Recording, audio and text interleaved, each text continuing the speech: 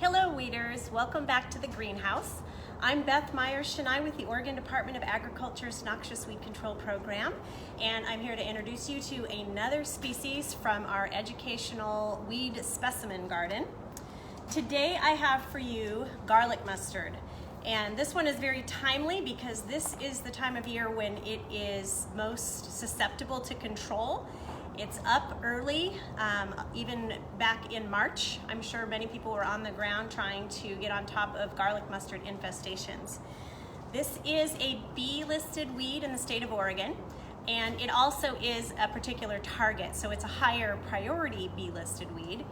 And there's a lot of really great work going on the ground. There's a coalition, the Garlic Mustard Working Group, where practitioners are sharing their best knowledge of how to best control this, timing, herbicides, hand pulling methods, making sure that we can do our best to get on top of this one before it gets even further spread around in the state. And there's still a lot of available habitat for this plant to move around in Oregon. When I first harvested these two specimens, I'm actually going to have to drop them down even lower for you to see kind of how tall they are. They were actually just little robust rosettes, and I harvested them actually in late February, so even then it was early enough to start working on some early control of the plants in small locations. But now most of those early rosette leaves have dropped off, so I can't really show you that distinct shape. They have a very kidney shape to them, very dark green, almost bordering on going purple sometimes, and kind of purplish red at the base of the stem here. And then once they bolt like these both have, the leaf shape turns a little more triangular. They very much resemble nettles at first glance, although these will not sting you. In fact, they are edible. It's an edible herb that was introduced for that reason, and then unfortunately has really taken over some important areas of Oregon. The Columbia River Gorge has a very heavy infestation, as does some areas around Portland and Forest Park.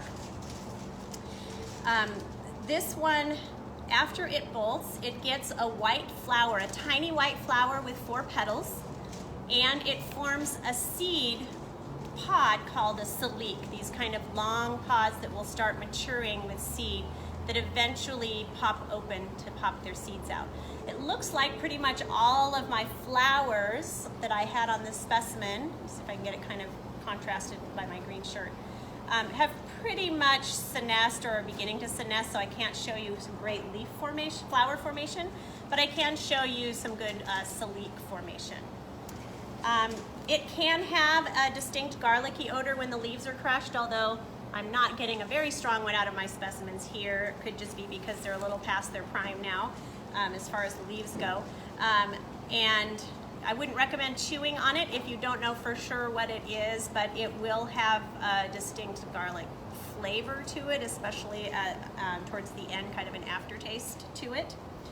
Now, this is one of the rare invasives that really thrives both in the sun and in the shade, which is why it is such an impactful plant, and one of the reasons why we're trying to get rid of it wherever we can. And all of the great organizations that we cooperate with around the state are doing some great work on garlic mustard.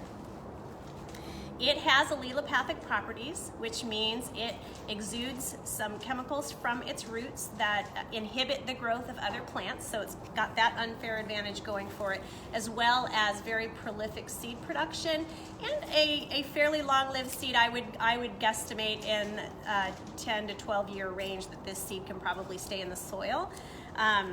Once an infestation has been there for a while and a lot of seed has built up in the seed bank, it's a lot more difficult to control than an infestation that has just shown up in the last 2 or 3 years, let's say. So finding this one early on is very important. If you believe you've found a new infestation of garlic mustard in an area of Oregon where it hasn't been found before, this would be a good one to call 1-866-INVADER and report it, or log into OregonInvasivesHotline.org, where you can put a pin on a map, you can upload some photos and give us more information about your find. So again, this is garlic mustard, very prevalent in early spring, and very impactful to Oregon, and we want to stop it wherever we can. Thanks for tuning into the greenhouse today. I'll see you later. Bye-bye.